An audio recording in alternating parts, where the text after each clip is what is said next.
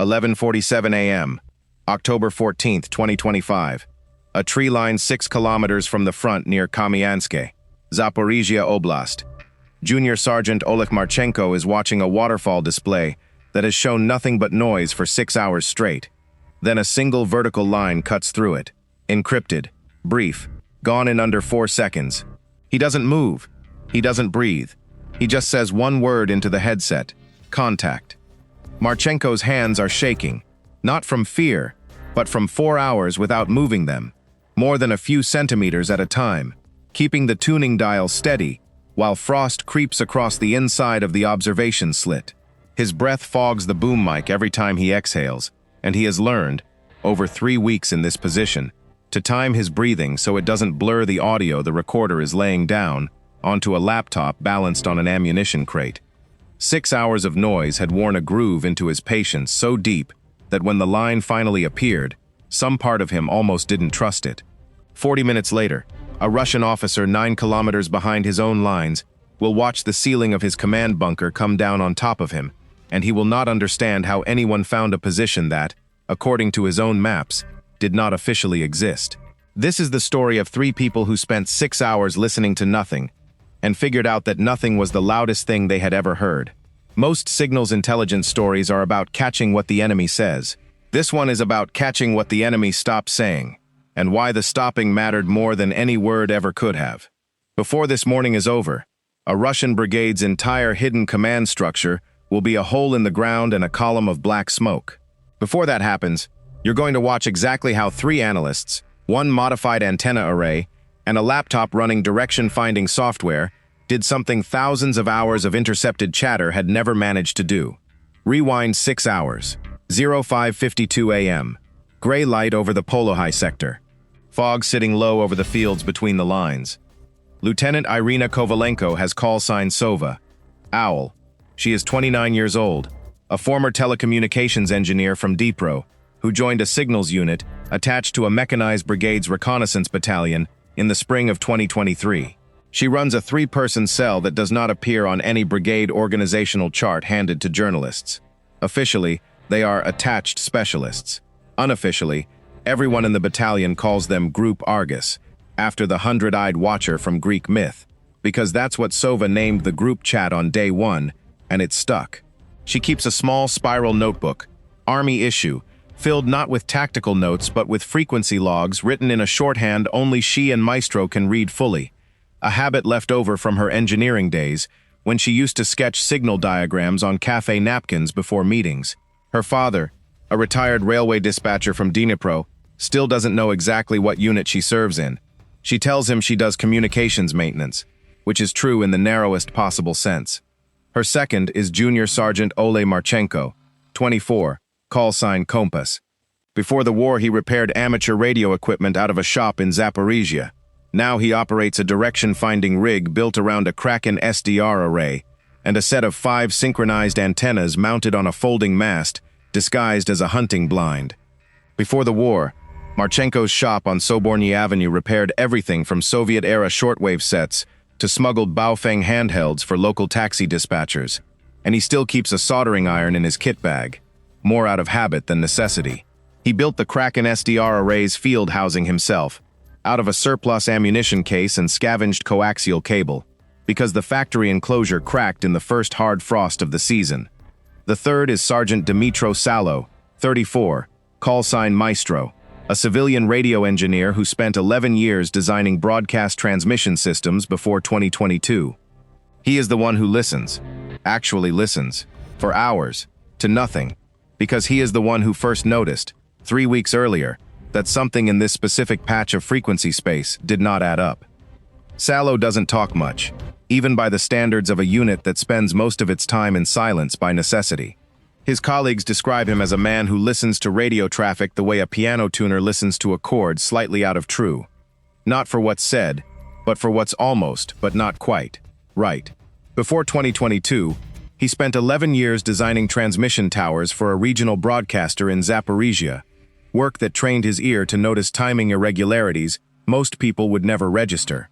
Their position is a camouflaged observation post dug into a tree line outside the village of Kamyanske, roughly 6 kilometers from the line of contact. From here, on a clear day, you can see nothing at all of what they are hunting. That's the point. For 3 weeks, Group Argus had been monitoring a Russian brigade communications net tied to a unit operating the Polohy sector. Motorized rifle elements folded under the 137th Motor Rifle Regiment, part of the 58th Combined Arms Army's order of battle in this stretch of the front. Standard radio traffic on this net looked exactly like every other Russian brigade net in Ukraine. Artillery fire missions relayed in the clear or in weak encryption. Logistics chatter about fuel and ammunition resupply. Rotation schedules for forward observers. Complaints about food, about mail, about officers, the ordinary static of a war fought partly over open channels, because discipline breaks down after 18 months at the front. None of that told Sova's team anything they didn't already know. The value of a brigade net isn't usually in any single message. It's in the pattern, and for 3 weeks, one part of the pattern refused to make sense. Every Russian forward command post Group Argus had ever tracked left a signature. Not the command post's own transmissions. Those are rare, short, and heavily encrypted. The signature is everything around it. A cluster of subordinate units, checking in on a schedule that only makes sense if there's a hub coordinating them. A specific relay operator whose voice shows up relaying orders from somewhere that never transmits directly. A pattern of radio silence during specific hours that matches when senior officers are known to hold briefings. 3 weeks earlier, on September 23rd, Maestro had flagged something. A relay operator with a distinctive voice, gravelly southern Russian accent, a habit of clearing his throat before every transmission, kept appearing on the net at oddly precise 55-minute intervals. Not exactly on the hour. 55 minutes, like clockwork calibrated to something other than a clock. That kind of precision usually means one thing: a scheduled briefing cycle inside a command post, with someone stepping out to relay traffic in the gaps. The problem was location. Direction finding on a single relay burst gives you a bearing, not a fix. You need multiple bearings from multiple positions, crossed on a map, to get anything close to a coordinate. And a Russian command post smart enough to hide for this long was almost certainly smart enough to relay its traffic through a position kilometers away from the actual bunker, specifically to defeat exactly this kind of triangulation. For 3 weeks, that's exactly what seemed to be happening. Every bearing Group Argus took on the gravelly-voiced relay operator, pointed to a patch of open field with nothing on it. No structures, no vehicle tracks visible in drone imagery. Nothing. I spent time going through the intercept logs from this period, and one detail kept nagging at me. 3 weeks of bearings, and every single one converged on the same empty coordinate. Not close to the same coordinate. The same coordinate, within 50 meters, every time. That's not what triangulation looks like when it's failing. That's what it looks like when the transmitter is genuinely there, and everything on top of it is genuinely invisible. Which meant the command post wasn't 12 kilometers back in some obvious rear area compound. It was hiding in plain sight, close to the field position everyone assumed was empty ground. Here's the complication that changed everything about how the team worked the problem. On September 29th, a Ukrainian informant embedded near the rear area logistics hub outside Polohy stopped responding to a scheduled contact. Not confirmed compromised, not confirmed safe, just silent. The way people go silent when something has gone wrong and there's no way to know what. The informant, known to Group Argus only by the cryptonym Zavoronok, Skylark, was a civilian in his 50s, a former grain elevator mechanic who had stayed behind in a village under Russian administration when his wife and daughter evacuated west in the first weeks of the full-scale invasion. He had been recruited 18 months earlier through a chain of intermediaries that even Sova didn't have full visibility into. Standard practice for protecting a source this close to an occupied logistics hub. His reporting had been unglamorous but reliable. Convoy counts, fuel truck markings, the license plates of vehicles that came and went from a warehouse compound outside Polohy. He was not trained in tradecraft. He used a prepaid phone smuggled to him inside a bag of animal feed, and he reported on a schedule so irregular that battalion intelligence had specifically praised it for being hard to pattern match. When Zavoronok missed his scheduled contact window on September 29th, there was no way to know whether he'd been detained, whether his phone had simply died, or whether he'd decided, after 18 months of quiet risk, that he'd done enough. Ukrainian intelligence would not learn what actually happened to him until nearly 2 months later. through an unrelated prisoner exchange, when a returning detainee mentioned an older man held briefly at a filtration point outside Polohy in early October, before being released without charge, consistent with a routine security sweep rather than a targeted arrest. At the time, though, Group Argus had only the silence, and silence, as they were about to learn twice over in this operation, is not information. It's an absence shaped like information, and the only way to fill it in is to keep listening. That informant had been one of two human sources feeding ground confirmation to Group Argus's signals picture. Losing him meant losing eyes on the ground at exactly the moment the electronic picture was starting to sharpen. It also meant the Russians might have tightened counterintelligence in the area, which raised the stakes of every transmission Group Argus's own equipment made, even passively. Before making that call, Sova spent the better part of an evening going back through Zaporizhzhia's last 6 reports, laid out on a laptop screen in the observation post, while Kompas held a red lens flashlight over her shoulder. Nothing in the transcripts read as unusual. No change in phrasing, no sign of duress, no coded distress signal of the kind sources are sometimes trained to insert into routine messages. That, if anything, made the silence worse. A visible warning sign would have at least given the team something to act on. Its absence meant either nothing had happened, or something had happened too fast for him to react. She logged the review at 23:40 on September 29, with a single line in the operational diary: no indicators. Recommend passive posture pending clarification. It's the kind of sentence that looks bureaucratic on paper and cost her, by her own later account to Major Rude, one of the worst nights of the deployment. Sova made the call to go fully passive. No active pinging, no experimental frequency probes that might tip off a Russian electronic warfare unit that something was listening. Just Maestro, headphones on, for hours at a stretch, waiting for the net to talk to itself. That decision cost them nearly 2 weeks of slower progress. It also, as it turned out, kept the operation alive long enough to matter. Put yourself in Sova's position for a second. You've lost a source. You don't know if you've been made. You have a coordinate that might be nothing, and a superior officer asking, every few days, whether this line of investigation is worth the antenna time.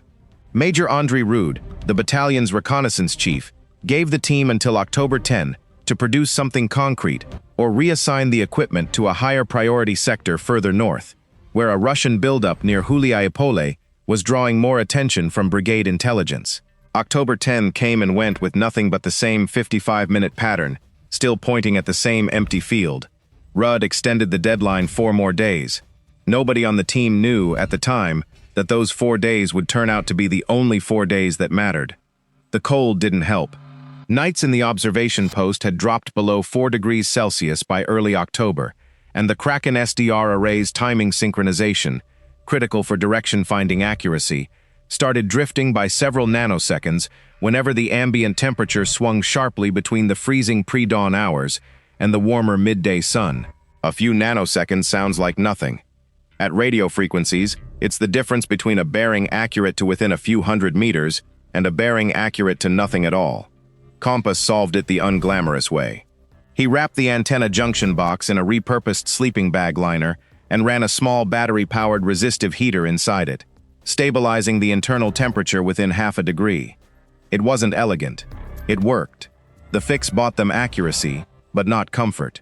Rotating a 3-person watch through 18-hour days meant somebody was always awake at the coldest hour, usually between 4 and 6 a.m., nursing the resistive heater's battery level while trying not to let its faint warmth fog the antenna housing's weatherproofing. Camouflage discipline was its own daily chore. The folding mast, disguised as a hunting blind, had to be rebrushed with cut branches every 2 to 3 days as the original foliage dried and started to look, from altitude, exactly like what it was, a structure someone was actively trying to hide. Kompas took personal ownership of that task, partly out of pride in the rig he'd built, partly because he'd once watched, through binoculars, a Russian reconnaissance drone loiter for 6 full minutes over a neighboring unit's position that had let its camouflage go stale by even a week. By October 12, the picture had sharpened enough that Maestro started noticing something new, something that hadn't shown up in 3 weeks of monitoring. The 55-minute relay cycle had a companion. On certain mornings, roughly twice a week, the entire net went quiet for stretches of 90 minutes or more. Not the ordinary lull of a slow morning. A total, coordinated silence across every subordinate unit that normally checked into the net. At first, the team assumed equipment failure on the Russian side, or a scheduled jamming exercise by their own electronic warfare units interfering with reception. Maestro ran the logs back 3 separate mornings and found the same thing each time. Total silence, then a single short encrypted burst from the gravelly voiced relay operator, then normal traffic resuming within minutes. What's most surprising about this pattern isn't that it happened. It's that nobody on the Russian side seemed to think it was a problem. If anything, the silence looked deliberate, like someone had ordered a communications blackout during specific windows, then broken it themselves once whatever they were protecting was finished. Sova's working theory, by October 13th, was that these silence windows corresponded to senior staff briefings inside the hidden command post, the kind of meeting where officers gather in person and radios go quiet by design, because nobody wants an open mic broadcasting sensitive orders while the brigade commander is in the room. If that theory was right, then the 90-minute silences weren't a gap in the intelligence picture. They were the intelligence picture. Every time the net went dark, it meant senior officers were physically present at that empty-looking coordinate in the field outside Zaliznychne, a rail line village 9 kilometers south of Polohy. The intercept file I went through afterward runs to more than 400 pages of raw signal logs, and it's a single annotation from Maestro, scrawled in the margin of his October 13 notes, that tells you where this was going. Silence equals presence. Confirmed tomorrow. Tomorrow was October 14th. That night, Kompas drew the 2 a.m. to 5 a.m. watch, the coldest stretch, and spent most of it not on the antenna dial but writing, by red lens flashlight, a letter to his mother in Zaporizhzhia that he had no real way to send until the next resupply run. He wrote about the shop, about a customer who used to bring in the same broken transistor radio every few months just to talk, about missing the smell of solder flux. He didn't write about the operation, partly for security, partly because there wasn't yet anything to say. 3 weeks of a pattern that pointed at an empty field isn't the kind of thing you tell your mother you've been doing with your life. He folded the letter into a plastic bag inside his jacket and went back to watching a screen that, for another 2 hours, showed him nothing at all. By the night of October 13th, Group Argus had a theory, a coordinate, and a deadline that Major Rude had already extended twice. What they didn't have was proof. What they got instead, starting at 05:52 the next morning, was something nobody on the team had planned for. Silence that didn't end after 90 minutes. Silence that kept going and going. 06 a.m., October 14th. The net goes quiet, right on the pattern Maestro had mapped. Nothing unusual yet. 90 minutes of silence had become routine enough that the team expected traffic to resume by 07:30. 07:30 comes and goes. Nothing. 08:15. Still nothing. Kompas runs a diagnostic on the antenna array, assuming the fault is on their end. Everything checks clean. The equipment is working. The net, on the Russian side, is simply not talking. By 09 o'clock, 3 full hours of total silence, Sova starts logging the anomaly as a priority item. This is no longer a scheduled briefing window. Briefings don't run 3 hours. Something else is happening, and none of the 3 analysts can say what. There's a version of this story where the silence means the position had been abandoned overnight. Officers relocating, the whole operation moving to a new hide site before Group Argus ever got close enough to confirm anything. That possibility sat in the back of Sova's mind for the entire morning, and there was nothing she could do about it except keep listening and hope she was wrong. 0940. A single subordinate unit, a supply convoy escort, based on prior traffic patterns, attempts to check into the net on schedule and gets nothing back. No acknowledgement. The convoy repeats the call twice more over the next 20 minutes, then gives up and proceeds without authorization, which is itself unusual. Russian logistics units rarely move without a confirmed go-ahead this deep into contested territory. That tells the team something concrete for the first time all morning. Whatever is happening at the hidden position, it's disrupting operations beyond just the radio net. Something on the ground has actually stopped functioning normally. 10:15.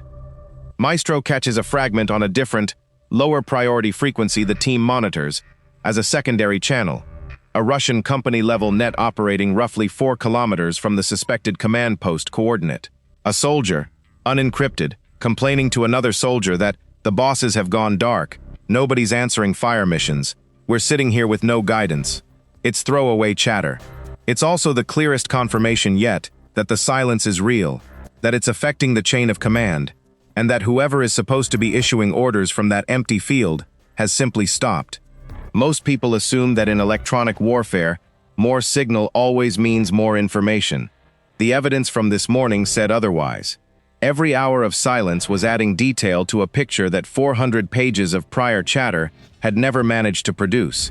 A command post so completely offline that units 3 and 4 kilometers away were operating blind.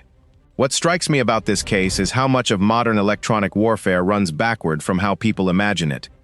Most portrayals of signals intelligence are about catching a voice on a wire and translating it into a target. This operation ran on the opposite instinct.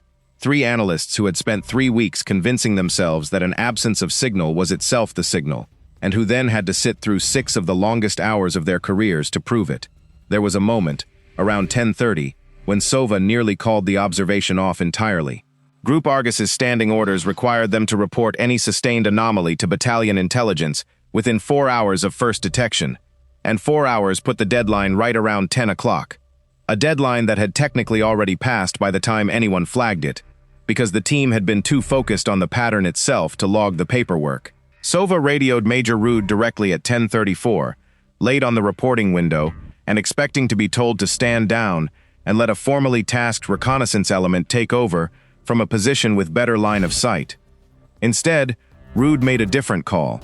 He'd seen the September 23rd through October 13 logs.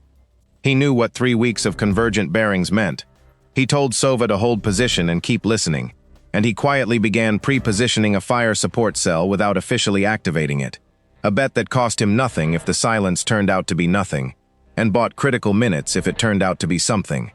That decision, made on a hunch, against the letter of standing procedure, is the reason what happened at 11:47 turned into a strike inside 40 minutes, instead of a report that sat in an inbox until the next morning. By 11:40, the net had been silent for 5 hours and 40 minutes. Maestro hadn't moved from his headset in over 3 hours. Kompas had run the array diagnostics 4 separate times, each one confirming the equipment was fine, and the silence was real. Nobody said it out loud, but everyone in that observation post was starting to believe they'd either found something enormous or wasted a morning chasing an empty field. At 11:47, the waveform on Kompas's screen jumped, and the question stopped being theoretical. The burst lasts 3.8 seconds. Encrypted, high speed, the kind of transmission designed specifically to minimize the window an enemy has, to get a direction-finding fix. On a 5-antenna array tuned and temperature stabilized over the preceding 2 weeks, 3.8 seconds is enough. Kompas gets a bearing in under 2 seconds of processing. Cross-referenced against 3 prior partial bearings logged from the same relay signature over the past 10 days, the fix converges tight. A coordinate on the eastern edge of Zaliznychne, inside what drone imagery had logged, weeks earlier, as an unremarkable former railway maintenance depot, a low brick structure with a collapsed roof that every analyst who'd looked at it had written off as abandoned. It wasn't abandoned.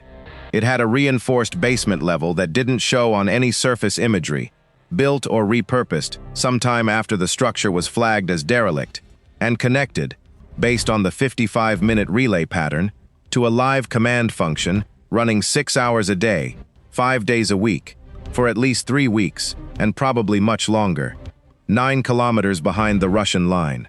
A depot the Ukrainian side had looked at, dismissed, and moved on from. Exactly the kind of position a competent staff officer would choose specifically because everyone assumes command posts sit further back, in obviously hardened compounds, not inside a collapsed shed nobody bothered to photograph twice. Sova doesn't celebrate. She has 40 minutes, maybe less, before whatever caused the 6-hour outage resolves itself, and the position either goes fully dark again or starts transmitting on a schedule that gives a strike package no further window. She gets Major Rudd on the radio at 11:49. Here's the take that'll probably get us some pushback. The 6 hours of silence weren't a Ukrainian intelligence failure to notice something was wrong faster. They were the entire method working exactly as intended, and the fact that it took 3 weeks and a stroke of unexplained Russian internal chaos to produce a usable fix says less about Group Argus's tradecraft and more about how brutally hard passive signals work actually is. Most electronic warfare content oversells the speed of this kind of intelligence. The honest version is 3 analysts freezing in a tree line for 3 weeks, getting nothing, and being right anyway. Rude doesn't waste time verifying twice. He's had a fire support cell quietly pre-positioned since 10:34. At 11:52, he authorizes a mission, a battery of Bohdana self-propelled 155mm howitzers, dug in roughly 14 kilometers from the target coordinate, loaded with M982 Excalibur precision-guided rounds, at approximately $112,000 each, 5 rounds committed to the mission, a package worth roughly $560,000, aimed at a bunker Russian staff believed cost them nothing to conceal, because, on paper, it didn't exist. The battery's crew, most of them veterans of at least a dozen fire missions over the preceding month, had the first round chambered within 90 seconds of receiving the coordinate, a speed that reflects less improvisation than the fact that Rude's quiet pre-positioning at 10:34 had already gotten the guns oriented and the fire control data half-loaded, waiting only for a final grid reference to complete the solution. The battery commander, a warrant officer who insisted on personally verifying the coordinate against 3 independent map layers before authorizing the first round, later told Rude he'd never seen a fire mission called in on a target with 0 prior visual confirmation, and that much confidence behind it. At 11:58, a Leka 100 reconnaissance drone already airborne on a routine patrol 4 kilometers from the suspected position is redirected toward Zaliznychne to provide real-time overwatch and battle damage confirmation. Its operator, a corporal known only by call sign Yastrub, Hawk, reroutes without knowing yet what he's about to watch happen. At 12:03, the first Excalibur round leaves the tube. 11 kilometers away, inside a reinforced basement, nobody outside 3 Ukrainian analysts and 1 battalion commander knew existed, a Russian brigade staff officer, according to intercepted traffic recovered afterward, was in the middle of explaining to a subordinate why the morning's communications outage had happened at all. He never finished the sentence. Flight time for an Excalibur round at that range runs a little over 90 seconds. 90 seconds is not a long time. It is, however, long enough for everything about a war fought with hidden command posts to compress into a single window nobody inside that basement had any way of anticipating. 12:04:35. Impact. The round lands within roughly 2 meters of its programmed aim point, the northeast corner of the collapsed depot roof, chosen specifically because Kompas's bearing had placed the relay antenna feed emerging from that corner of the structure. The collapsed roof, it turns out, had been deliberately left looking derelict from above. Underneath it, the reinforced basement absorbs the first impact without full collapse. Enough of the structure survives that Yastrub's drone feed shows secondary movement, personnel, alive, attempting to evacuate through what had been a concealed rear exit. Rude authorizes rounds 2 and 3 at 12:06, adjusting aim point 12 meters south based on the drone feed showing the actual extent of the basement structure, information the original static aim point couldn't have accounted for. 12:08:10, second impact. This one finds the basement's reinforced section directly. The drone feed shows the structure's roof section fully give way, a secondary explosion, consistent with stored fuel or ordnance inside the position, visible roughly 4 seconds after impact, throwing debris across a radius Yastrub's operator estimates at nearly 40 meters. There's a line in the after-action file that reads almost like something out of fiction. The drone footage shows a single figure, alone, standing roughly 60 meters from the structure at the moment of the second impact, having apparently made it out during the gap between rounds. He doesn't run. The footage shows him simply standing still, watching the smoke, for nearly 11 full seconds, before the frame cuts as the drone repositions for a damage assessment pass. Rounds 4 and 5, held at Rude's order pending assessment, are ultimately not fired. Yastrub's overwatch confirms the target function has been eliminated. No further transmissions from the position, no organized movement, no sign of continued command activity from the coordinate that had, 6 hours earlier, been coordinating an entire brigade's forward operations. Total elapsed time from the 11:47 burst to confirmed target neutralization, 41 minutes. Reconstructing exactly who was inside that basement took Ukrainian intelligence analysts nearly 3 weeks of cross-referencing intercepted call signs, casualty chatter from adjacent Russian units, and the gravelly-voiced relay operator's own transmission history. The picture that emerged, pieced together largely from a grieving subordinate's unencrypted complaint on a company net 2 days after the strike, pointed to a lieutenant colonel serving as the brigade's chief of operations, a staff officer in his early 40s, previously posted to a garrison unit in Rostov Oblast before being rotated into a combat command role in the summer of 2025, the kind of assignment that on Russian military forums is euphemistically described as gaining command experience. He is believed to have died in the second impact, along with at least 2 subordinate staff officers whose call signs disappear entirely from the net's traffic after October 14 and never reappear under any identified alias. None of this was known to Group Argus at the time of the strike, and in a sense it didn't need to be. Their job had never been to know who was inside the building. It was to know, with enough confidence to bet a fire mission on it, that someone was. Here's a question worth sitting with.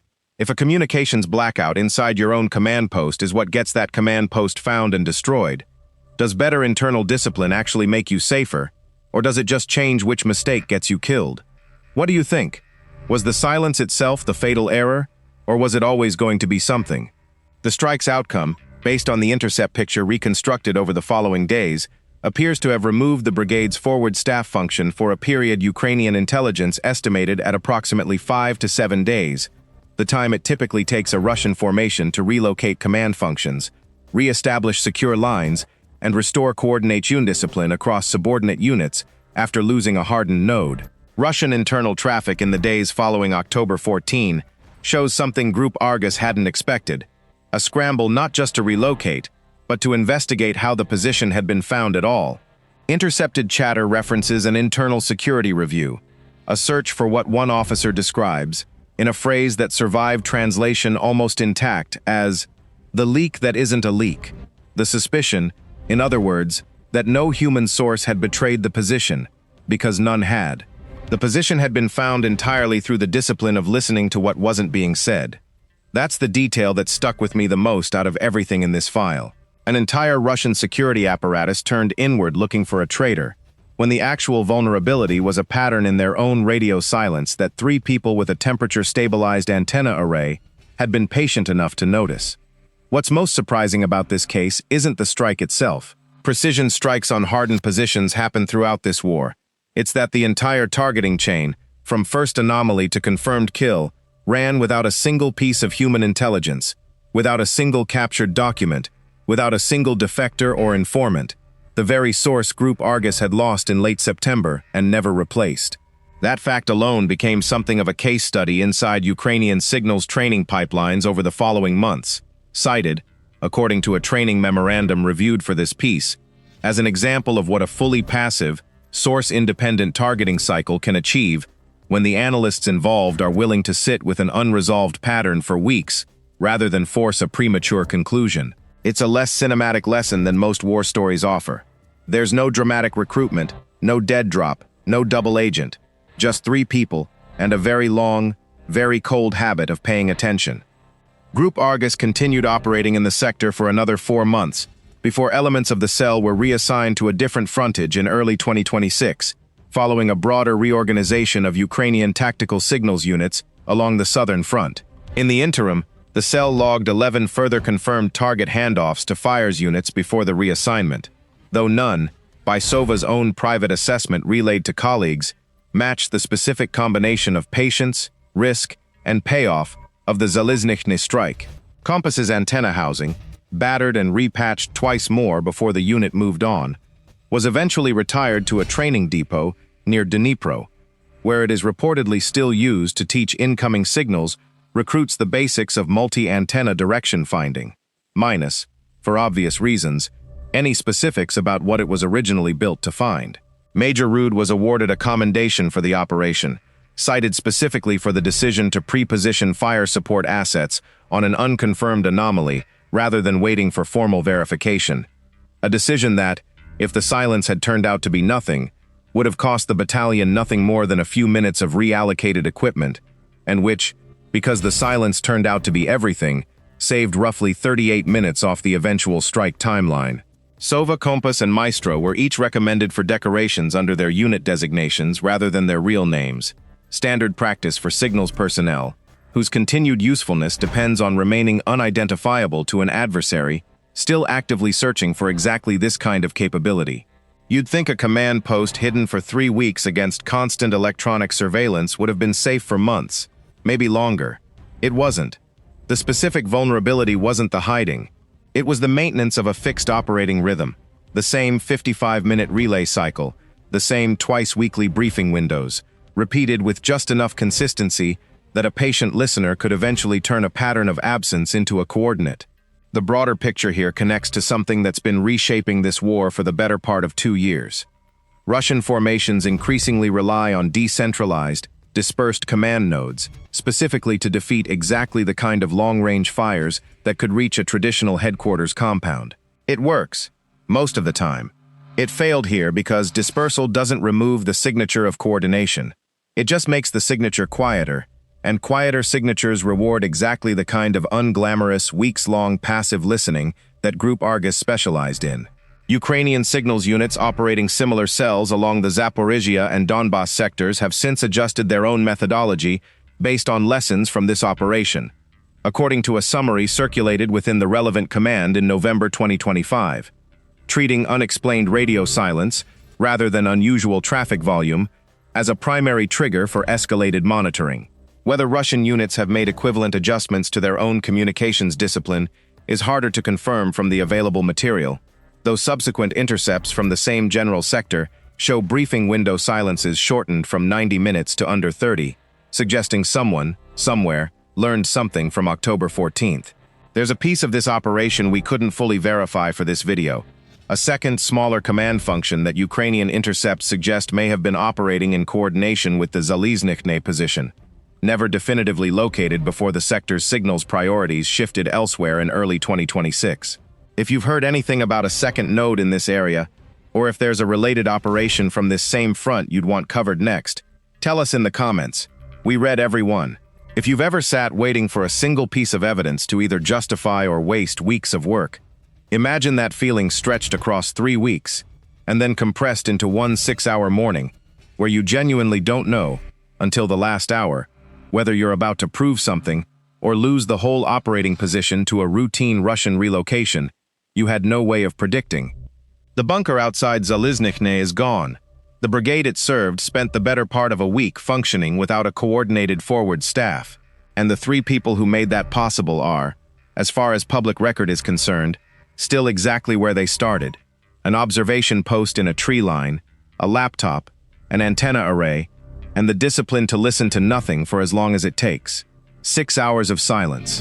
41 minutes from first burst to confirmed strike. 9 kilometers behind a line that was supposed to make this position safe. If you want to understand how this war is actually being fought at the level nobody photographs, the level of antennas and bearings and patient, freezing nights in a hunting blind, this is it. Not the missile. The listening that tells you where to send it. Subscribe if you want the next one. There are more files like this one, still being declassified, still being pieced together from intercept logs that read like nothing, until you know what to look for.